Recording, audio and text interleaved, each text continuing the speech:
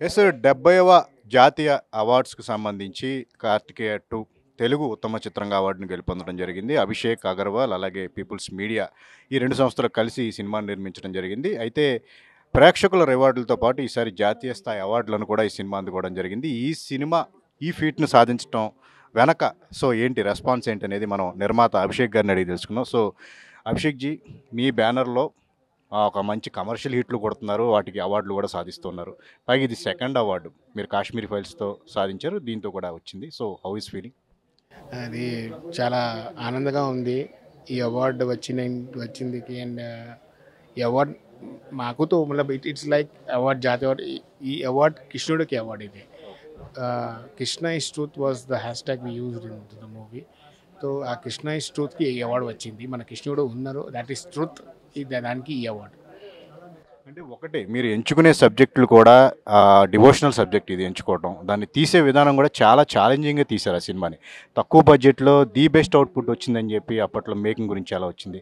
అంటే ఆ సినిమా వెనక మీరు పడ్డ కష్టం ఏంటి ఫస్ట్ ఆఫ్ ఆల్ 'కార్తికేయ 2'కి సంబంధించి? సరే, ఇప్పుడు కష్టంలో మాట్లాడే టైం లేదు. ఇది టైం సెలబ్రేషన్ టైం. అది జరిగింది. అది కృష్ణుడు ఉన్నాడు, ఇక్కడ ఉన్నాడు కృష్ణుడు అని నడిపించింది మనకి. ఈ అవార్డు కూడా అని తీసుకువచ్చింది. ఇది ఆ కృష్ణుడిది సక్సెస్ ఏంటంటే ఆఫ్టర్ కార్తికేయ 2 ఇలాగ చాలా సినిమా స్టార్ట్ అయింది, చాలా సినిమా వస్తున్నారు. So that is the success of the cinema. I feel that is more successful. డబ్బులు రావటం పోదాం సెకండరీ పెట్టండి, బట్ సినిమాకు చూసి ఆ లెవెల్లో ఇంకో సినిమా తీసేయాలని, ఆ దేవుడి మీద సినిమా తీసేయాలా, that's the success of the movie. అంటే ఈ సినిమాని చూసి చాలామంది ఇన్‌స్పైర్ అయ్యి మిగతా సినిమాలు చేస్తూ అంటున్నారు. బట్ ఈ సినిమాకి మీరు సీక్వెల్ చేయాలని చెప్పి కూడా ప్లానింగ్‌లో ఉంది. దానికి ఎప్పుడు? ఆ ప్లానింగ్ ఎప్పుడు మొదలవుతుంది? Soon we'll announce it everything. So that all planning is going on. That soon we'll announce it. అంటే ఈసారి అది కూడా కృష్ణుడి కాన్సెప్ట్‌లోనే ఉంటుంది. ఈసారి ఎలా డీల్ చేయబోతున్నారు? అది కృష్ణుడి కాన్సెప్ట్లో ఉంటుంది, వేరే concept. That will time will tell. Let's let's celebrate only Karthikeya 2 celebration, national award, జాతీయ అవార్డ్. అంటే ఈ అవార్డుకి సంబంధించి జ్యూరీ మెంబర్స్‌కి మీరేం చెప్తారు? మీ సినిమాని సెలెక్ట్ చేశారు. చాలా చాలా ధన్యవాదాలు చెప్తున్నారు. నేను I will like to fold my hands and say them thank you very much for appreciating the hard work of South cinema, what we have done. Thank you so much. ఇది అభిషేక్ అగర్వాల్ చెప్తున్నారు. తాను ఎంతో కష్టపడి సినిమా చేసాం. But ఈరోజు ఈ సినిమాకి award రావడం అనేది ఒక సెలబ్రేషన్ టైంలో ఉన్నాము. ఇదే ఒక స్ఫూర్తిని తీసుకుని అంటే 'కార్తికేయ 2' రిలీజ్ అయిన తర్వాత మరిన్ని సినిమాలు ఈ డివోషనల్ కాన్సెప్ట్‌లో తీయటం జరిగింది. చాలామంది రిలీజ్ చేస్తూ ఉన్నారు. అది తమకు బిగ్గెస్ట్ కాంప్లిమెంట్‌గా మేము భావిస్తున్నాం.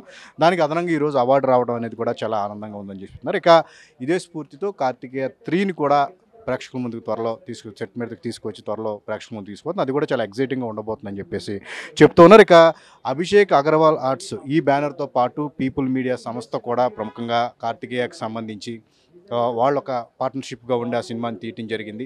తర్వాత వాళ్ళిద్దరూ విడివిడిగా సినిమాలు చేస్తూ వచ్చారు. అదే సంవత్సరం 'ధమాకా' అనే సినిమాతో పీపుల్స్ మీడియా ఫ్యాక్టరీ అధినేత విశ్వప్రసాద్ ఒక మంచి విజయాన్ని అందుకోవడం జరిగింది. ఆ సినిమాని కూడా నేషనల్ అవార్డుకు వాళ్ళు పంపించడం జరిగింది. బట్ వీళ్ళిద్దరు కాంబినేషన్‌లో తీసిన 'కార్తికేయ 2'కి అవార్డు అనేది రావడం జరిగింది.